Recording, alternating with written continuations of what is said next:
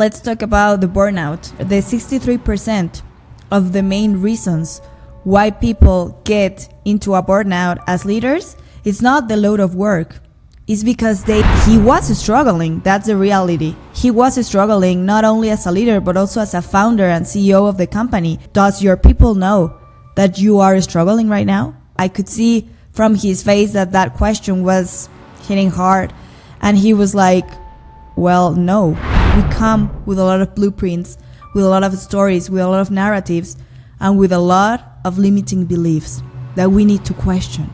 If you can give me a percentage of how much expressing our humanity, expressing one's vulnerability can really impact on the success of a team and the success of an entire company. I would say... So would you say that something like expressing your vulnerability, talking freely about your doubts, can save a business millions?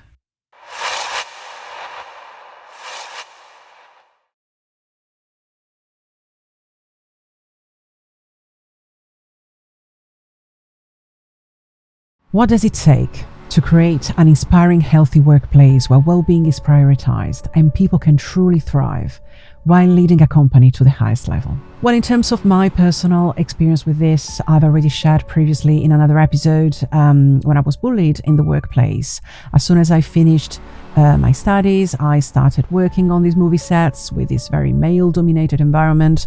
I was shouted at for no reason. I was treated in a very verbally aggressive way, and gradually that's when I started practicing Buddhism, and gradually I calmed my way through, basically, and at least I've developed a sort of balanced relationship with these people. And later on in life, I also came across, for example, this colleague of mine who would offend heavily behind their back a gay manager simply because they were gay.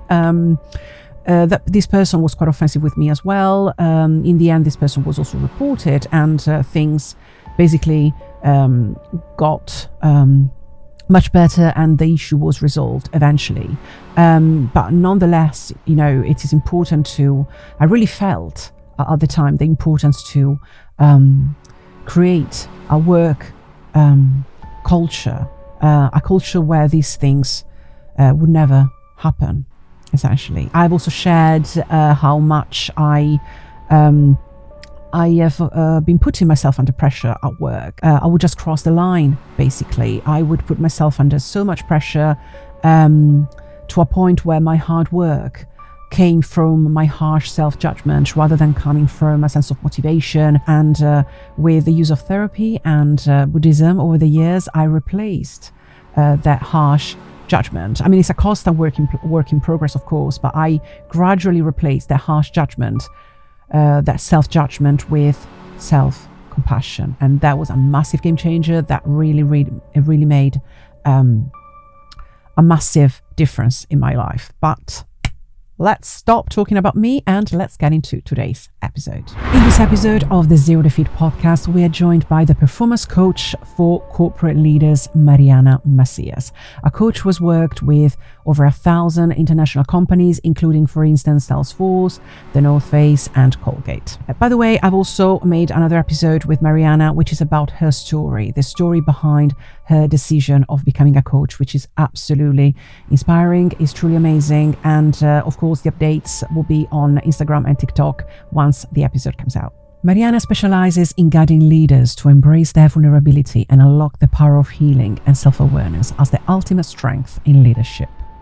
Together in this episode, we explore some of the hidden costs of burnout, the fear of showing humanity in the workplace, and how vulnerability can redefine success for leaders and their teams.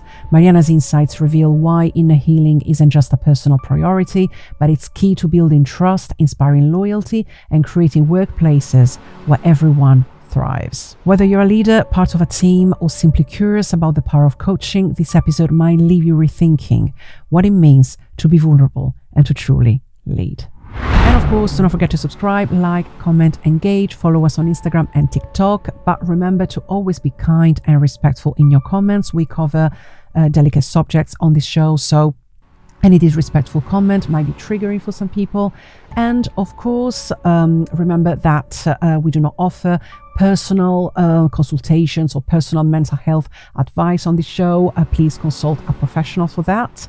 The Zero Defeat podcast is a space to basically provide content, insightful and inspiring content that highlights the power of taking care of our mental well-being. And of course, if at any point during the episode you feel triggered or uncomfortable, by all means, feel free to stop watching. But now let's get into today's episode with Mariana.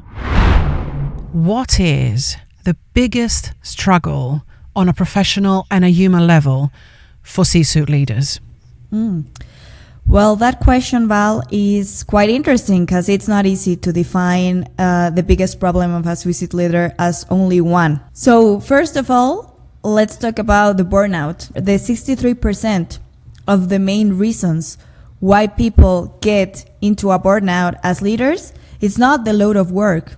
It's because they feel pressured and they are all the time thinking and getting preoccupied within their thoughts about how am I going to be perceived? How am I going to solve this challenge? But mostly it's their full pressure that they are not able to speak them up or like release them from their system. That's what causes a high burnout in leaders. Okay, let's talk about the fear of not speaking up. Why are the people around C-suite leaders, the people around the CEO, why are they often not speaking up whenever something is wrong? Why are they not speaking up, and why is this making companies lose millions? I would say that there are many reasons why people do not feel the safety and the trust to actually speak up. They don't trust the leader, they don't trust the system, they don't trust the culture itself. So they are afraid of speaking up while they think that something bad might happen. But also, let's be very clear on this, there is a big fear of judgment. So there is always this fear of how am I going to be perceived, or if my perception is going to be changed and misjudged if I speak up. Can you give me some examples of cases where corporate leaders that you supported had difficulties in their company because their fundamental problem was that they were refusing to show their vulnerability and really speak the truth with their team? Yeah, I have a lot of examples that I can share, but I have this in specific that I would like to tell you about. So I had this client that he was very good at what he was doing. He is brilliant. He is very well known in the industry as well. Even though he was very good and he had years of experience doing what he was doing as a leader, he started having some problems and difficulties for taking his team to the level of performance he was already used to. He just reached out to me and he was like, I cannot, figure it out this time. What is wrong? And then the first question that I had to, in this conversation with him was, how close are you with your team? And he was like, very, very close. Okay, do people in your team trust you? Well, I'm assuming I do not have a fact yes to say it, but I think that people do appreciate me. Okay, when there is appreciation in the equation, then it's very easy for you to assume that people is trusting you. But then at the end of the day, he was struggling. That's the reality. He was struggling not only as a leader, but also as a founder and CEO of the company. He was struggling in that moment. Then I got the moment to see, does your people know that you are struggling right now? I could see from his face that question was hitting hard. And he was like, well, no. How come? How are you not sharing with the people that appreciate you, that admire you? How come you're not sharing that you are struggling right now and the business is struggling right now? So he was like, well, because if I say the truth, my authority is going to be compromised. Or maybe they will not respect me as much as they do today. I think it's not my job as a leader. And he said these exact words. I think it's not my job as a leader to tell my people that we're not in a good place right now. If it's not your job, then whose job is it to tell the truth to your people, right? And to keep building the real trust. And then this was when vulnerability opened. And he was like, this is difficult. This is difficult for me to just put myself there because I'm scared they will perceive me as someone weak. My authority will be compromised. Okay, let's give it a try. If you just open to the possibility to be vulnerable for one time, what can possibly happen from this place? What can you create? So he did it. He tried it, right, for once. And when he came back to his next session, he was like, hey, I saw a tremendous change in people. Oh, yeah? Why? Like, what happened? And he was like, well, first of all, everyone received and everyone was so receptive to what I was saying that my authority was in zero chance to be compromised, but my authority was even more respected. And then I get to see that I have loyal people by my side. People were empathetic. People were not only sharing my support, but contributing with several strategies. People were then more open to try new things that I was trying to implement several months ago, and people were resisting to those changes. So people were receptive, communication improved. There were some people that were also able to open themselves and be vulnerable. Why? Because they saw the example as well. So do you think that this fear of not speaking up, of showing one's vulnerability, do you think that is it typical only of men, or does it affect women as well? I love this question, to be honest, because we might think that this is only happening with men. But no, men, they are already in that box, right? But as a woman, I think we even have an extra pressure. This challenge with struggling with vulnerability comes both genders as equal. I wouldn't say there's a preference. Now, what impact was not speaking up, not showing vulnerability having on the life of that CEO that we were talking about earlier? Of course, because of all of this stress, he was having health issues, insomnia nights, and he was also having some migraine episodes frequently. Most frequent fights with his family. That's also important to know. So this was affecting his whole environment. And it's very lonely to be at the top of the mountain, at some point. So isolation can be also causing depression sometimes in most of the leaders. And every time that we talk about vulnerability, I want you to know, and I would love people to understand, that it's not about changing a behavior. It's about changing something that might release all of the worries, all of the stress, and all of even the sicknesses in ourselves, in our bodies, in our minds. Last time we spoke, you told me about a company, I think it was a food retailer you worked with, that lost, I don't know how many millions, because someone in one of their departments was afraid of speaking up about a problem. So in this specific case, this is a company traveling and commercializing food specifically. So people in logistics need to be very aware when the food is coming. A lot of the fear there in saying, again, how am I going to be perceived, or what are they going to be thinking about if I'm not able to validate some information with someone, or maybe it's ridiculous to ask for help for someone to reply me back an email, And because of that detail, not validating that information, guess what happened? Yes, the food was there standing by no one, nobody was able to receive that order of a lot of food there. And it stayed in the port hours and days. And of course, they lose a lot of money in that operation. So would you say that something like expressing your vulnerability, talking freely about your doubts, can save a business millions? Oh, yeah. Communication, as you just mentioned, is one of the main reasons why companies lose lots of millions yearly, literally, annually. This is insane.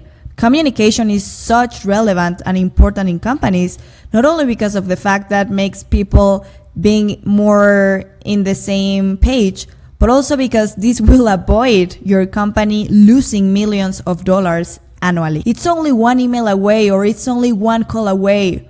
Sometimes communication only takes us more minutes to just validate some information instead of just assuming that the other people replied or didn't get the text or the email, right? Or the memo. Now, let's talk about the isolation and distance and communication problem that many CEOs have. They often might believe that a certain type of manager knows how to do their job, how to be in their role, while that might not necessarily be the case. Their manager might not know how to be in their role as much as the CEO thinks, and the idea the CEO has of the company culture might not necessarily be the idea the rest of the company has of the company culture. What about this isolation problem? Yeah, I would say that of course, it all depends in the size of the company. But one of the main factors that happen all the time is that, yes, the CEO is having a different perception of its own reality with their employees. And when they start seeing, why are we having a cultural issue? They lose the focus, or they lose the space to see if people are actually experimenting and living the purpose of the company. There is a very powerful purpose in the company, but most of the employees are not even experiencing it, are not even aware of that. And it's crazy how you have a conversation with the CEO and you feel all inspired and you say, the company has real purpose, real values, I love in what you believe. And then you talk with, some other employee and you're like, hey, what do you think about this purpose or these values? And they are like, oh, I don't even know that this was one of our values. It would be nice to have them, not only in the world, but actually to have some daily experiences that would bring me closer to living those values and purposes. Yeah, I mean, in any workplace, on a human level, whether you are the CEO or an employee, we all want to feel that we belong. We are looking for a community. We are all the time hungry for our being a part of a community. Okay, so now tell me where you start from with C-suite leaders with problems like expressing their vulnerability, communicating with their team. Where do you start from? What do you do with them? So I start coaching them. I start asking them a lot, because coaching, that is purely questioning, because again, perception is everything. So most of the CEOs, to be very honest, they think they do not have a problem at all. Non-CEO is hiring you because they think he has or she has a problem, So that's the main thing, that you gotta take them into this part of going deep into their own process to rediscover who they are. So I would start with identity, taking them into this beautiful process where they actually rediscover themselves again, who they are. Know who were they like when they started leading this team or years ago. Who are you right now? Because a lot of things have happened to you. Who are you right now? And from that place, who do you want to keep becoming as a leader? What are your values? What are your main beliefs? What's your life purpose as a leader? So I would start helping them to reconnect with themselves, with their true identities of who they are, with their life purpose in life, with their values. And then I would take them to also rediscover and play with their leadership style. Because it is a very common lie to say, this is my leadership style and my team needs to adapt to my style, or needs to adapt to the style that has been working from the last years in the company. True leaders adapt to their employees' needs, adapt to the kind of culture that they need to have in order to thrive and get to the real results. With me, they are also rediscovering themselves, but also their leadership style. How can I play with my leadership style? How can I adapt? And we have a lot of fun together, because then we start, doing the real work, which is healing. I would take also the leader to heal. We talk about the burnout, we talk about all of this pressure, and triggers are happening every time. So if you're not able to heal, you're not able to thrive. We come with a lot of blueprints, with a lot of stories, with a lot of narratives, and with a lot of limiting beliefs that we need to question. So would you say that vulnerability, healing, and purpose are three important keywords that can really help CEOs and companies thrive. I love the way you said it, because it's like that. And of course, once you realize your pains, your trauma, once you're healing, you also need to be focusing on the action. What are you choosing to do with that in order to move, in order to take your company to another whole different level? So yes, we also strategize together. We also start planning, brainstorming, and of course, defining a new model that is going to help your company to keep moving. So just before we finish, if you can give me a percentage of how much expressing our humanity, expressing one's vulnerability can really impact on the success of a team and the success of an entire company. I would say 77% by far. Now, if you had to give one final takeaway for everybody to remember, what would that be? Do the work. Honestly, sometimes we believe that because we are in top leadership positions, that means that we already have done a lot of work. And that is true. That's 100% true, and I acknowledge that you've been working so hard.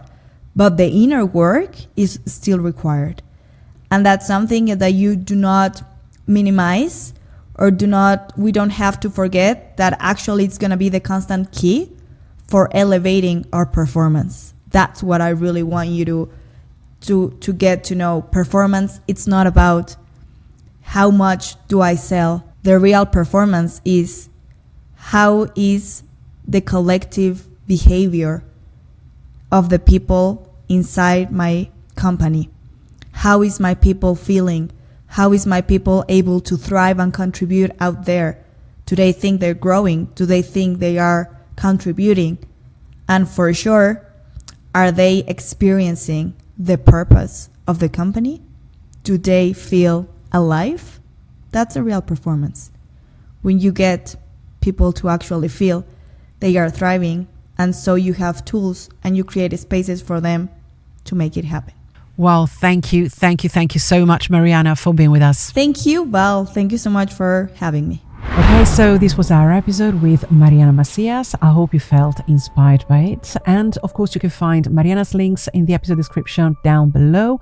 Do not forget to subscribe, like, comment, engage. And yeah, I have finished for today, guys. And I wish you an amazing, wonderful rest of your day. And remember that our problems do not define us.